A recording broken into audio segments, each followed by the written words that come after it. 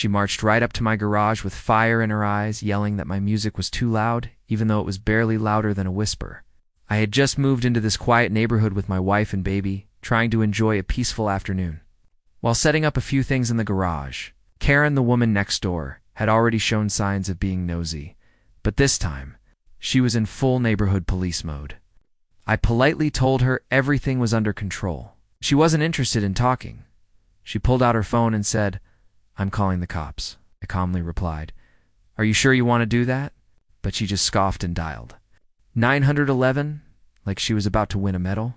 10 minutes later, a patrol car pulled up, and Karen stood proudly at the curb, arms crossed like she had accomplished something.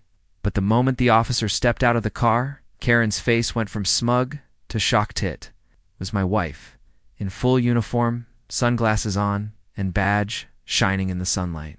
"Is there a problem here?" my wife asked in a cool, steady voice. Karen stammered. I didn't know. I thought he was ... But she couldn't finish. My wife looked at me and then turned to Karen and said, "Ma'am, this is a false noise complaint. You're wasting police resources, and that's a punishable offense." Karen went pale and muttered an apology before shuffling back to her house, humiliated. I thought that was the end of it until the next morning, when I found a broken flower pot near my garage and a note that read, "Not so perfect now, are you?"